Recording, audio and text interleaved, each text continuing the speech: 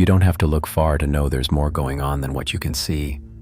The confusion, the chaos, the temptation that comes out of nowhere, the fear that creeps in at night.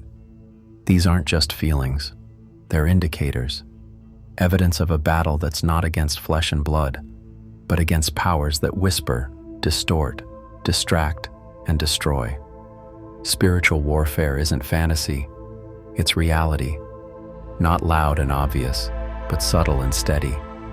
A war for your attention, your peace, your identity. And the enemy doesn't need to ruin your life to win.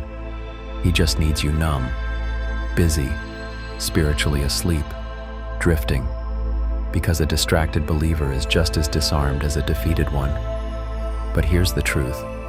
You weren't left defenseless. God gave you armor, not to run, but to stand, not in fear, but in faith. And that faith isn't a feeling, it's a foundation. It says, "Even here, I will not move." That's what the enemy hates. Not your perfection, your persistence, the refusal to let go of God, even in the middle of a storm. This battle may be invisible, but the weapons are real, and so is the one who fights beside you. You don't have to be strong on your own. You just have to stay anchored, because the darkness isn't scared of your strength. It's terrified of your surrender. The first tactic of the enemy is always deception, not destruction, because if he can twist your perspective, he doesn't need to touch your life. He'll get you to destroy your own peace. That's how he works. Subtle lies wrapped in logic, whispers that sound like your own thoughts, questions that chip away at truth. Did God really say? It's the same script he's been using since the garden.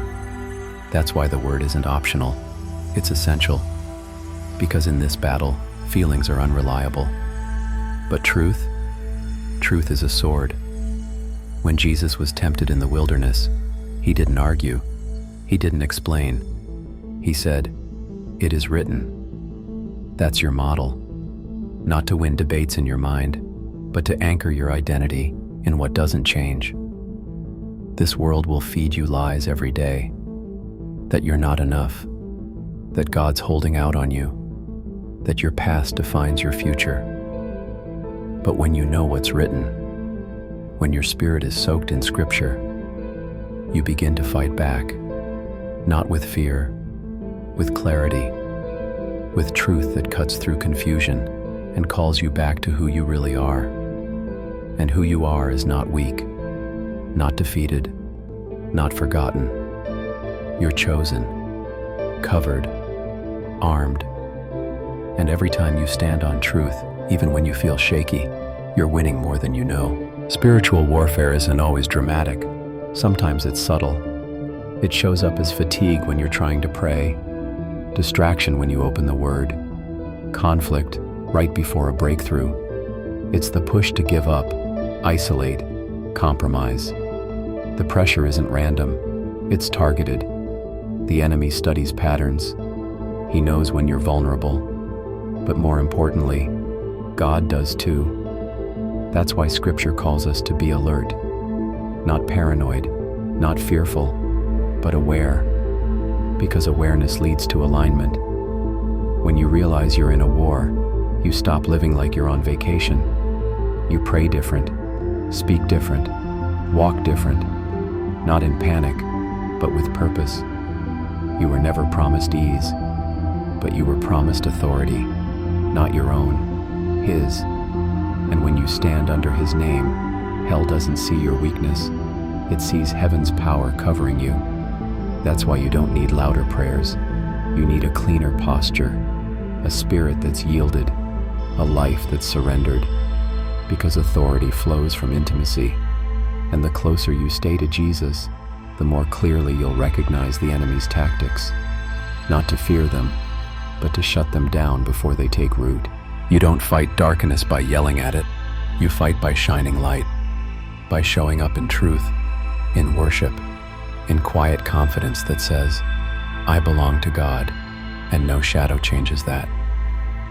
The enemy can't steal what you won't surrender. And every time you choose to praise, even while you're under pressure, you're pushing him back. Victory doesn't always feel like triumph. Sometimes it just feels like staying, not quitting, not running, just showing up again in faith when fear would have been easier. That's warfare. That's worship. That's what causes heaven to rise and darkness to shake. So keep standing, even with shaking knees. Keep praying, even when the words don't come easy.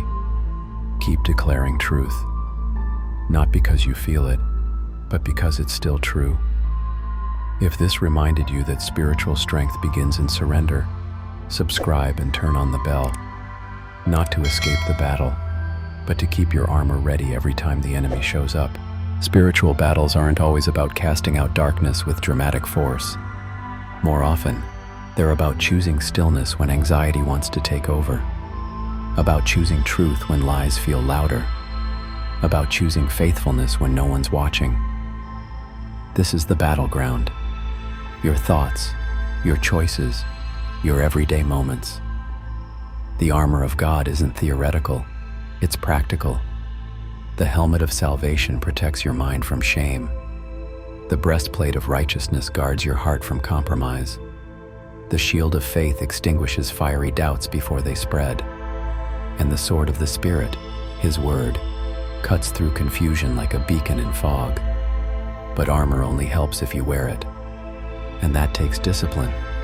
It takes showing up when you're tired, speaking scripture when silence feels easier, worshiping even when it feels dry. These are not just habits, they're holy resistance, a rhythm of rebellion against the darkness that wants to make you numb.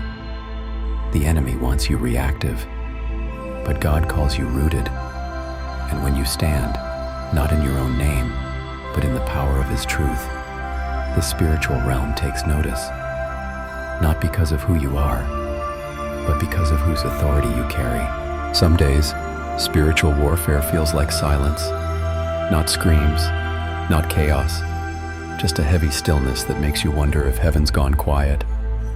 But even in silence, there's a war happening, a war for your hope, for your focus, for your ability to trust when nothing changes. That's when your greatest weapon becomes remembrance. Remember what God already brought you through. Remember the moments you thought you'd break but didn't. The times you were weak and still carried. The peace that made no sense. That wasn't random. That was His hand.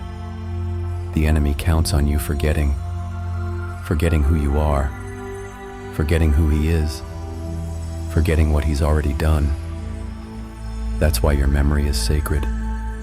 It's not just reflection, it's ammunition. Every testimony is a loaded weapon against discouragement. Every answered prayer is a shield against doubt. When you remind yourself of God's faithfulness, you reclaim ground the enemy tried to steal. You quiet the lies with history, and that history doesn't just protect you, it prepares you. Because this battle won't last forever. And when the dust settles, it won't be your strength that got you through. It'll be your refusal to let go of truth. Sometimes the most spiritual thing you can do is stand your ground. Not sprint, not scream, just stand. Feet planted, spirit steady, heart surrendered. That's what spiritual warfare often looks like.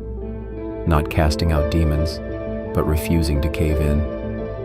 The enemy doesn't fear your talent. He fears your endurance, your refusal to quit, your persistence in prayer, your quiet faith when the breakthrough feels far. Because it's in those moments when everything inside you says, give up, and you still whisper, I trust you, that hell trembles. Don't underestimate the power of consistency, of showing up again and again in faith, even when you feel nothing. That's not weakness, that's warfare.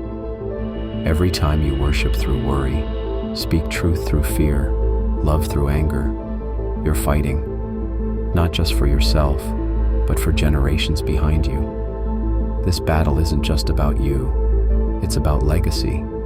It's about who you're becoming in the process. It's about letting God use pressure to produce perseverance, and perseverance to shape purpose.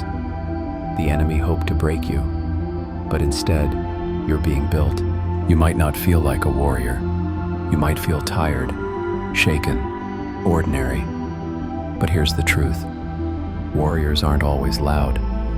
Sometimes they're the ones who show up when it would have been easier to hide, who choose faith when fear makes more sense, who keep standing, not because they're strong, but because they know who stands with them. Spiritual warfare isn't about living afraid. It's about living aware that every moment matters, that every choice counts, that every quiet act of obedience is a declaration in the unseen realm. I still believe. And maybe that's what God is looking for. Not perfection, not performance, but persistence.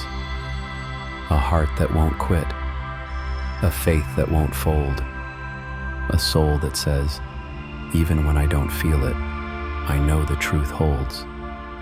So don't let the pressure fool you. You're not losing. You're learning to fight differently. Not with noise, but with presence. Not with panic, but with peace. And one day, you'll realize you weren't just in a battle. You were in a process. One that made you stronger, deeper, more surrendered. And now ask yourself this.